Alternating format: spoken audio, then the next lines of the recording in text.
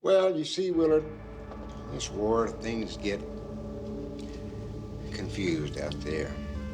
Because there's a conflict in every human heart between the rational and the irrational, between good and evil. And good does not always triumph. How do you best introduce a movie that you made 40 years ago and that took 2 or 3 years of your life and that was incredibly difficult? Hi, I'm Francis Coppola, and that's exactly what's going to happen to me. When the film was released in 1979, I think, it was, of course, deemed, as films usually are, as being too long. And it was indeed, for a war film, quite different, quite surreal, and maybe even to some people a little weird. Years later, the film didn't really seem that it was so weird or unusual, and indeed perhaps even it was very appropriate because that war, the Vietnamese War, was itself very surreal and very different from what we had experienced in other wars. And so in the first version, made in 1979, we trimmed it down as short as we could and tried to make it as not weird as we possibly could. Years later, when I looked at it, I realized that it was just a little ahead of its time. It wasn't at all weird.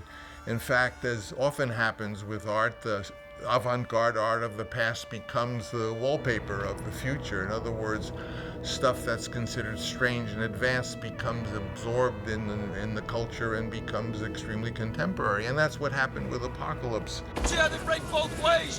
One guy can break right, one left simultaneous. What do you think of that? Bill, I think we gotta wait for the tide to come up. Hey, Lance, come here, look. And so we made another version in which we put absolutely everything back. Not only repaired some of the, what I felt in 1979 were just annoying cuts just to make it shorter. Lieutenant, bomb that tree line back about 100 yards! Give us some room to breathe! Yes, sir! We restored all that, but we also put in major sequences and other sequences that were shot but were not included. And we put it all together and showed it, and it was long, but people liked it, and it was released as Apocalypse Now Redux. But now I'm approached, and we're going to honor this film on its 40th anniversary. And they said, well, which version do you want to show? Do you want to show the 1979 first shorter version, or do you want to show the Apocalypse Redux version? And I thought about it, and I realized, well, I want to make a version that I liked. And my version, of course, repaired all those little annoying cuts that were made, as in Redux, and did put back some major sequences, but not all of them. Put back the ones I thought were relevant. And thus there was a new version. It was sort of longer than the 1979 version, but shorter than Apocalypse Redux. And it's the one I recommend to you and the one that is my favorite. We call it Apocalypse Now Final Cut.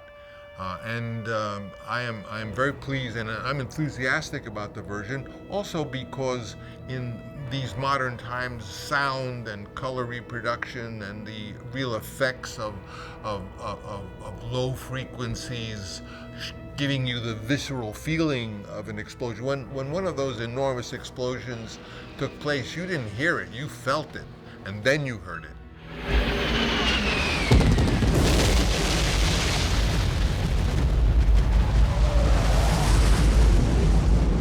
We worked so hard with our collaborators, with Dolby, with Meyer Sound, and with our Technicolor laboratory, working with wonderful artists who are using state-of-the-art techniques such as roundabout.